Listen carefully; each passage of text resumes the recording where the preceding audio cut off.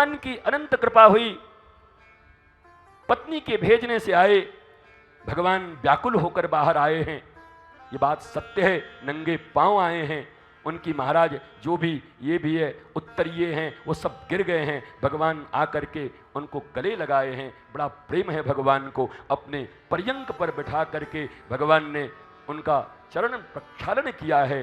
विप्र आए हैं द्वार पर, मित्र आए हैं द्वार पर, गुरु भाई भी हैं एक तरीके से, एक ही गुरु जी के पास दोनों पढ़े हुए हैं। सांदीपनी मुनि के आश्रम में ही दोनों का महाराज मिलन हुआ है, तो गुरु भाई का भी रिश्ता हो गया है, मित्र भी हैं, और भक्त और भगवान का रिश्ता तो है ही। और भगवान मानवीय रूप में आए हैं, तो भगवान ये मानकर आते हैं कि विप्र की पूजा करना हमारा धर्म है। अगर भगवान मनुष्य के रूप में अपने आप को सोचते हैं तो भगवान विप्र चरण की, और वो भी कौन? भगवान तो हैं कौन? शांताकारम भुजग शरीरम, शांत हैं।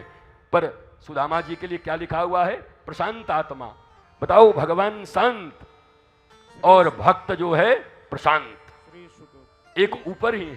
कृष्ण स्यासित सखा कश्चित ब्राह्मणो ब्रह्मवित्तमः विरक्तः इंद्रियार्थेषु प्रशांतात्मा जितेन्द्रियः। अरे भैया, जब श्लोक बोले तो थोड़ा तेज कर दियो करो। ड्राइवर को काम है कब ब्रेक लगानो है, कब एक्सीलेटर दबानो है, कब हॉर्न दबानो है, यही तो तुम्हारो काम है, या को कर दियो करो।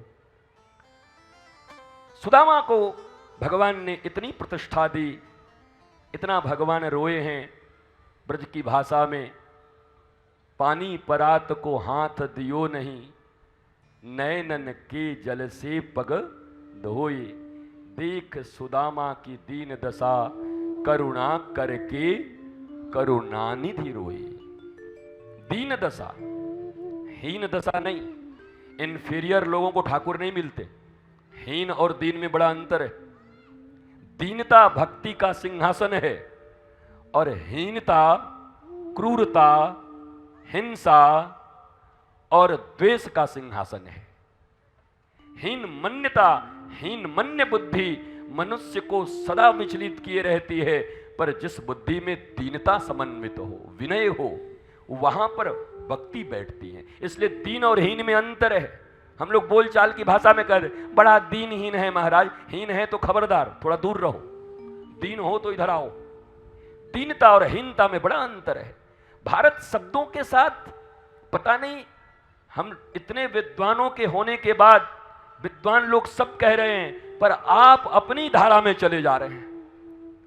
जो पीढ़ी दर पीढ़ी जो शब्द पकड़ लिया आपने, उन शब्दों का कोई अर्थ नहीं है, न हिंदी है न वो संस्कृत ही है, उनको लेके चले जा रहे हैं। आपके बच्चे भी वही सीख रहे हैं, और वो सीख कर उनकी संस्कृति खराब हो जा रही, आने वाली पीढ़ियां खराब हो जा रही।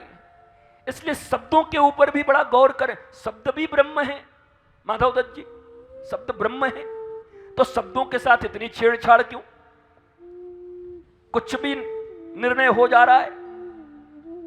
हमने तो यहां तक सुना है कि सेठ तो कोई शब्द ही नहीं था, श्रेष्ठ अपभ्रंश होते होते सेठ बन गया। श्रेष्ठ अपभ्रंश होते होते सेठ जी हो गए। श्रेष्ठ, उन्नत, सबसे ऊंचा।